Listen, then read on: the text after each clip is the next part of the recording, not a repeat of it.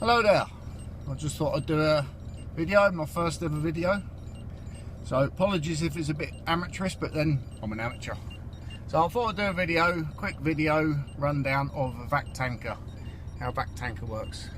Can't believe it's actually a sunny day for a change, sunny Essex in England, for those foreign watchers. So anyhow, so you got here, oh my god, I can't even see it. There, PTO button, push it in, lights up, that fires up. I'll turn that off because gravity in a load on, don't need the pump at the minute for a few minutes. I've got to put these on, it's so bright out there. So you push that in, that fires up the PTO on the gearbox, which, those of you that don't know, on the gearbox in here, on the side of the gearbox, there's another motor, PTO. So the gearbox drives the PTO, which drives your auxiliary equipment, in this case, this thing here, wet pack, hydro pack, whatever. Sight glass there, that's a hydraulic oil. It don't hold that much, considering how much pipe work there is. But then you got that pumps all the way through there, got a fan in there that keeps the hydraulic oil cool. So you fire that up, that spins that, there's a little fan in there, that pump. Oh, there you go, you can, what's down, can you see it? Sight glass. Oh yeah, there, where are we? There, it's just going in. There, got some in the glass there. So that fires that. Pipe work comes all the way down here to this pump. It's not a big pump, quite new. The other one seized up, or the bearings disintegrated on it actually. So it spins that in there. There's like a it's like a piston really in an engine. It's a shaft. It's got grooves in it, long grooves. I don't know, about 12 inches long. And it's got a smooth barrel, so it's got to be smooth to the cut. If there's any grooves in it, or you get any scratches in it or whatever, it really reduces the performance of the pump. So in the grooves are like sort of carbon, kind of a carbon, they call them veins. They're like about 12 inches long, about, I don't know, about so deep, and they've got chamfered edges on them. And that pump only spins one way. It doesn't reverse or anything.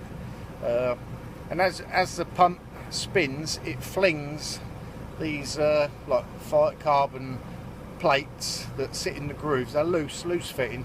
As the pump's spinning fast, it flings the plates out against the barrel, the inside of the barrel. And as it's spinning, that's what's creating the vacuum or pressure, whatever. And in order to change whether you're vacuum or pressure, see that this sign here, one way for vacuum, one way for pressure, and all it does, the pump spins the same way, but all you do is you're changing the direction of the flow. So when you're loading up, so you're sucking on whatever you're sucking at the back of the trailer there, you're sucking it on, and it's venting out of this pipe. So obviously the volume in the tank has got to go somewhere, so it sucks it on and vents it out, sucks it on and vents it out, and it's like a cycle.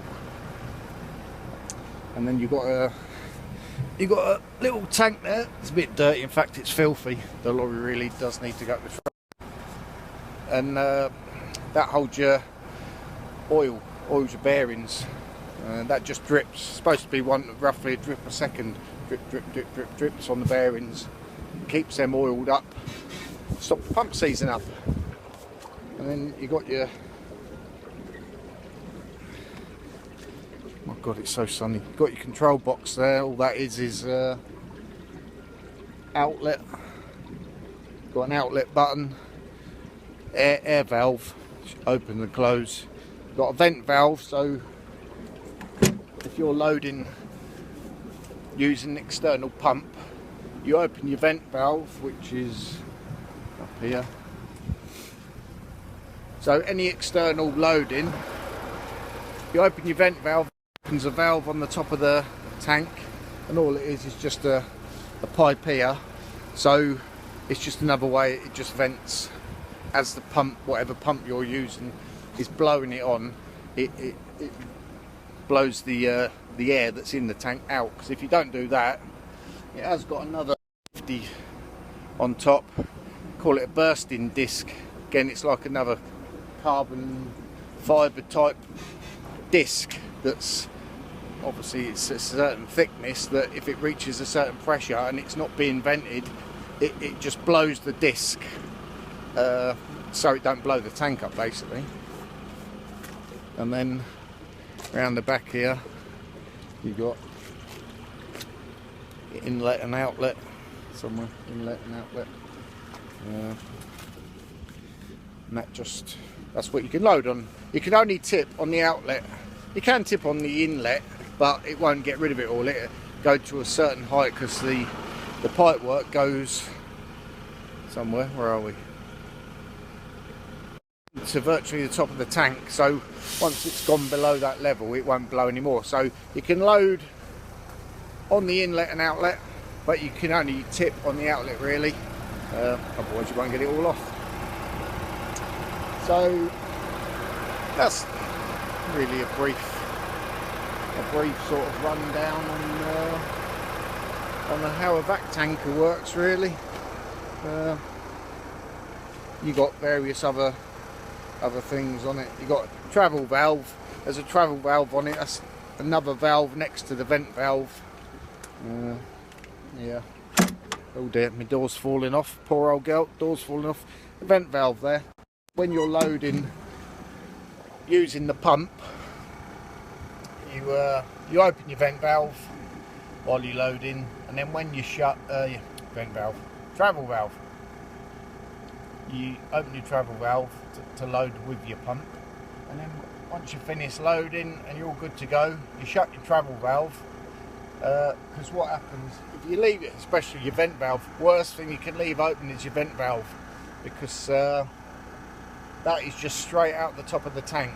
So if you leave that open and you're loaded, you're going down the road, the first time you hit your brakes, you're going to make a nice mess on the road, because it's going to just slosh around, because there's got baffles in it, but you know they stop a certain amount of slushing, but it won't stop whatever you're carrying coming out.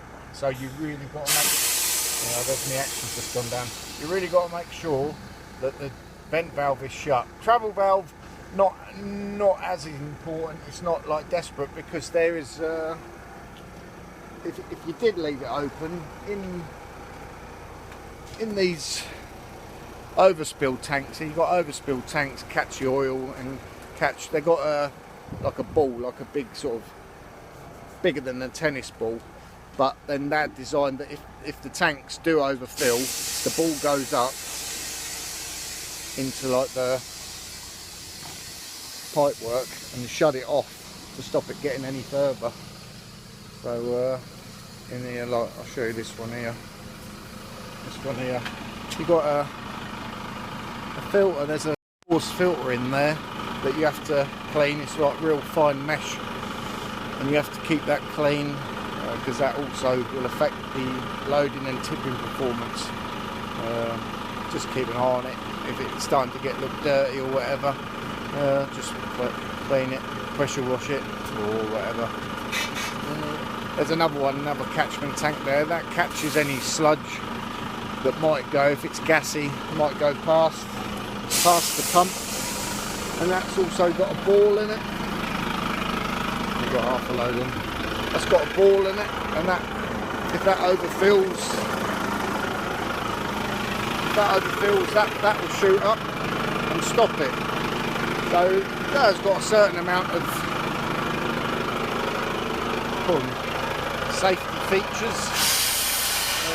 So if you did leave your travel valve open, yeah, it's not going to go all over the road as long as they're all working right. Some tanks, if the travel valve's not working, you'll probably still end up making a nice mess on the road. But usually, if it's all working all right, now where we are, we're up to there. Got to go up to this tape here.